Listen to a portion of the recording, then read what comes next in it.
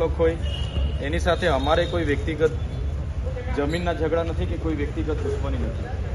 તમારા ન્યાય માટે અમે આવ્યા છે, તમને ન્યાય મળે એ હેતુ અમારો છે, બરાબર છે. તો હાલમાં નર્મદા કલેક્ટર શ્રી મોદી સાહેબ આજે ચિંતન શિબિર માટે ગાંધીનગર ગયા છે. પણ તમારે સ્કોલરશીપને લગતું જે ડિપાર્ટમેન્ટ છે, જેને આપણે મદદનીશ કમિશનરથી આદિજાતિ વિકાસ વિભાગ કહીએ છીએ, એમના ઓથોરાઇઝડ અધિકારી આવે છે, એમના બીકે વલવી સાહેબ, જેમને સુરતનો પણ ચાર્જ છે એટલે આજે આવી નથી શક્યા, પણ બીજા અધિકારીને ત્યાં એસપી સાહેબને અમે કીધું કે તમે લાઇઝનિંગ કરી આરએસી સાહેબ સાથે સંકલન કરીને એ અધિકારીને ત્યાં હાજર રાખો. બીજું તમારું ડિપાર્ટમેન્ટ આરએમઓ સાહેબ આવે છે, જેને આપણે જિલ્લા તબીબી સુપ્રિન્ટેન્ડન્ટ અધિકારી કહીએ છીએ, જે આ બધી પરવાનગીઓ આપતા હોય છે. એસપી સાહેબને એ વાત પણ કરી કે તમે આરએમઓ સાહેબ, જે હાલમાં કોઠારી સાહેબ છે, એમને પણ ત્યાં હાજર રાખો. તો આપણો હેતુ છે કે ભાઈ એફઆઈઆર કરી દઈને એને જેલમાં મૂકી દે, એ હેતુ આપણો નથી. આપણો સ્પષ્ટ હેતુ છે કે અમારી દીકરીઓના દીકરાઓના જે સર્ટી છે ઓરિજિનલ એમની પાસે, તે મળી જવા જોઈએ.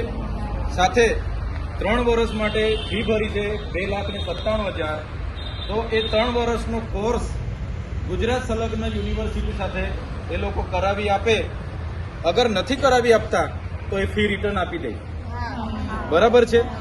ત્રીજું કે જો એ લોકો આપણને ગુજરાત સંલગ્ન કોઈ યુનિવર્સિટી સાથે 3 વર્ષનો જીએનએમનો તાલીમ, કોચિંગ, પ્રેક્ટિકલ જે પણ આવતું હોય પ્રોફેસરો દ્વારા બધું પૂરું પાડે અને જીએનએમ આપણું ક્લિયર કરે તો 3 વર્ષની આપણને સ્કોલરશીપ જોઈએ.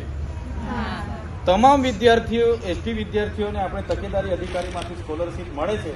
માત્ર મા કમલમના વિદ્યાર્થીઓને છેલ્લા 4 થી 5 વર્ષ દરમિયાન સ્કોલરશીપ નથી મળી, તો બીજા વિદ્યાર્થીઓને મળે ને આ સંસ્થાને કેમ ના મળે? એટલે એ સ્કોલરશીપની પણ એ લોકો બાહેધરી લે તો પછી આપણે ત્યાંથી આપણો કાર્યક્રમ સ્થગિત કરીશું.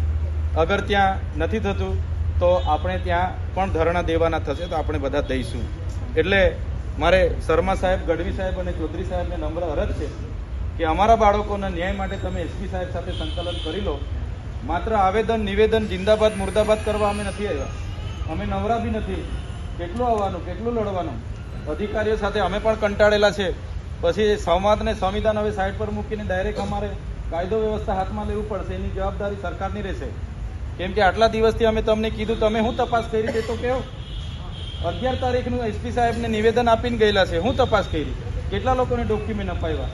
બધા ડોક્યુમેન્ટ પેલો ડોક્ટર થેલામાં લઈને ફરે છે તો અપાવી દેવ ને, ફી અપાવી દેવાનું, ક્લિયરેશન આપો. એટલે આ 3 અધિકારીઓને ત્યાં બોલાવી લીધા હોય તો અમે ત્યાં આવીને બેસવા તૈયાર છે.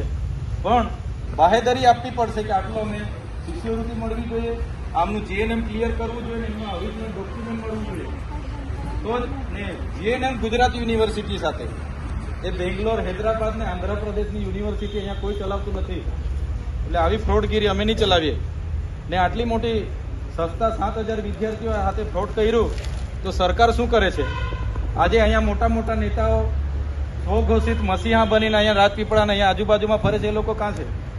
મગનું નામ મરી પાડવા તૈયાર નથી. શું આ રાજનીતિનો મુદ્દો છે? આપણા દીકરા દીકરીનો મુદ્દો છે? અહીંયા કાલે ધારાસભ્ય હાથે કંઈ થયું નહીં થયું તો રાતે એફઆઈઆર થઈ જાય. પોલીસ દોડતી વળે, હોતી વળે અમને. તો આ 10 દિવસ સુધી શું કાર્યવાહી કરી પોલીસની? એટલે અમે લડવાના મૂડમાં છે ભાઈ. અમે અહીંયા બેસીને ચા પીવાના, નાહવાના, ભાગવામાં નથી આવ્યા. એટલે વાત કરી લો.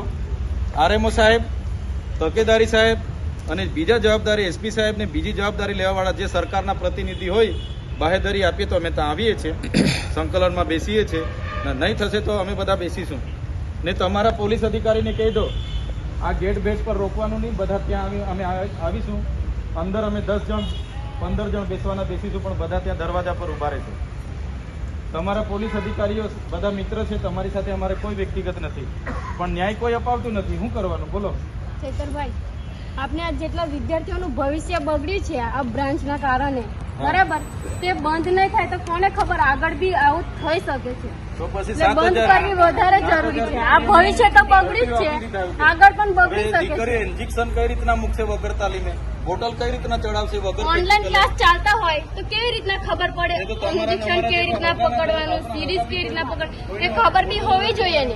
પછી આપના જેવા વિદ્યાર્થીઓ કે કોઈ પણ બીમાર માણસ જાય તો એને કેવી રીતના છોટાઉદેપુર સહિત રાજ્ય દેશ અને દુનિયાના સમાચાર જોવા માટે સબસ્ક્રાઈબ કરો તીર સમાચાર અને બેલ આઇકોન જરૂર દબાવો.